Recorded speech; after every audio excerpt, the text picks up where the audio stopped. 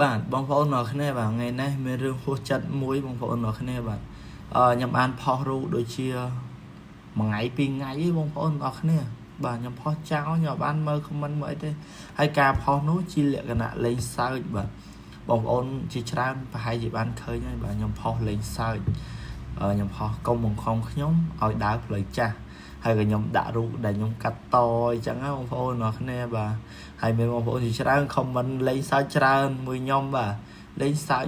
យើងមកយើងដឹងជាលក្ខណៈថាលេងសើចបងប្អូនបាទតែក៏មានបងប្អូនមួយចំនួនបាទគាត់ចេញមកដូចជានិយាយចេញមកអសរោះចំពោះខ្ញុំតែម្ដងបងប្អូនគាត់មិនសើឯងអញអីចឹងទៅសើឯងពីមុនធ្លាប់ជក់ថ្នាំមែនឯងបែកថ្នាំមែនបាទឯងចង់ដើរទៅផ្លូវចាស់វិញចេះមួយបាទ comment ឃើញតែប្រមាណនេះខ្ញុំអត់ចង់លើកមកឯងមិនដែលឃើញតែគាត់និយាយនោះវាហួសហេតុពេកណាបងប្អូនអរគ្នាបាទនិយាយចេញមកគឺហួសហេតុតែម្ដងបាទ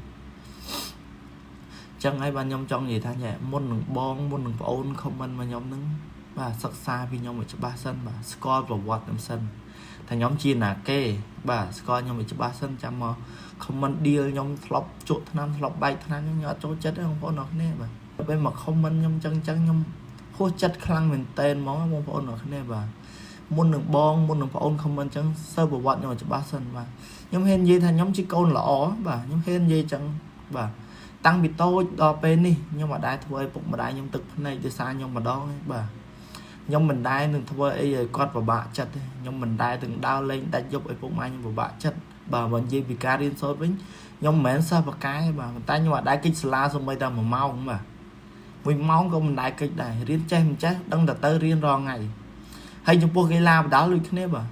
ខ្ញុំចូលបដាល់ខ្ញុំចេះរកលុយតាំងពីខ្ញុំអាយុ12ឆ្នាំបាទបងប្អូនអរគ្នាខ្ញុំចេះរកលុយតាំងពីអាយុ12ឆ្នាំបាទកាលនោះក្នុងឆ្នាំ2012ខ្ញុំចេញប្រកួតទេបាទខ្ញុំចេញប្រកួតរកលុយខ្ញុំរៀនថ្នាក់ទី6បាទហើយខ្ញុំចាប់ដើមចេញប្រកួតរកលុយរៀនសូត្ររកលុយចាយខ្លួនឯងបាទរកលុយចាយខ្លួនឯងខ្លះចាយលុយម៉ែខ្លះពេលខ្លះឲ្យទាំងឪឲ្យទាំងម៉ែទៀតបាទដែលយើងប្រកួតបានលុយច្រើនខ្ញុំជូនទៅពួកគាត់ទៀតបាទហើយមកបង comment ខ្ញុំអញ្ចឹងបងប្អូនសើចខ្ញុំមកច្បាស់សិនបាទខ្ញុំអាយុ14ឆ្នាំខ្ញុំឆ្លងដែនទៅប្រកួតនៅប្រទេសថៃខ្ញុំទៅម្នាក់ឯងខ្ញុំទៅមួយគេ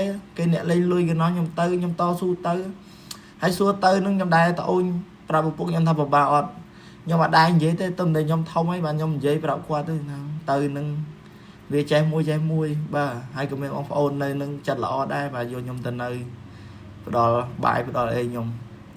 បាទប៉ុន្តែអារឿងពិបាកខ្ញុំអត់ដែរនិយាយប្រាប់ពុកម៉ែខ្ញុំទេបាទខ្ញុំចង់កុំឲ្យគាត់បារម្ភហើយខ្ញុំចង់រលុយខ្លួនឯងខ្ញុំចង់ពុះពេបងប្អូនបាទ